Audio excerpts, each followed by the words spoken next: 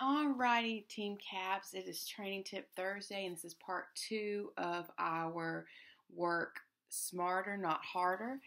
We are talking about the Power Hour binder here that I have, and so let's talk about the second. Sorry, my darn cat. Let's talk about the another section of the binder. Why don't we? Okay, so first week we talked about our hostess sheet, which I feel like everything starts with our hostesses. And then we go into like our hostess tracker, which again, I've made a video on these two forms already. So if you have any questions, just let me know.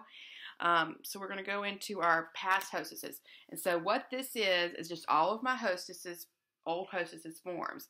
And that way I can go through and see what I need to do. Do I need to make phone calls, follow-up phone calls, thank you cards, that sort of thing. Once the party closes, I move them into the past hostesses section. So that way I'm able to go back through and say, she hadn't hosted in a year. Or, I haven't made follow-up phone calls. I bet I could book some parties by just making some follow-up phone calls. That sort of thing. That way you're just easily able to flip through. The next tab in the binder is the VIP. Okay, and so for this one, I have a little sheet that I've made up completely myself. This is not from anybody, and it's just called Customer Contact Sheet. And so what I have here is just everyone's name, date, contact info, and if they have any requests, and if I left them a voicemail or not. That way I know to follow up with them again or to send them a text message or email, another form of contact. So I use this sheet to, I'll write down my email reporting, people that have opened my email and follow up with them. And then once I've put them on this sheet, depending on what they want, I move them into here to VIP customers, okay? That way I know, I put in the little note sections what they would like, when I've talked to them last, that sort of thing. So that's kind of that. Next is I feel like one of the most important sections that I have implemented into my business, because I would constantly be mailing out catalogs,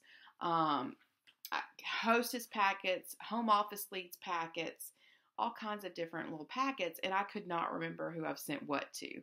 And then, of course, the main thing is you're supposed to follow up, so I would forget to follow up.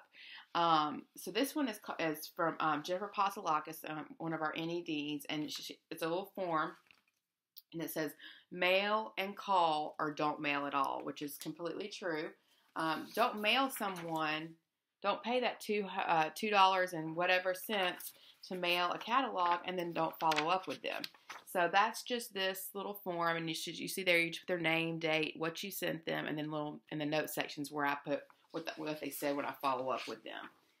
So this is the next section in my binder is mail and call or don't mail at all.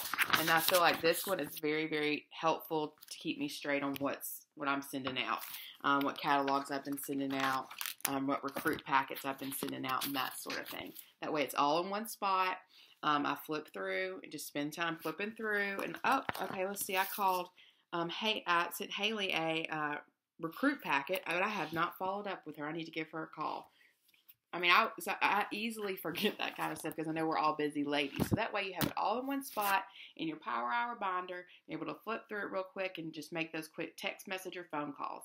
Alrighty, ladies. So this concludes this part of our little session of the Power Hour binder. And I hope it was helpful. And again, I hope to be here to answer any questions if you have any. Bye.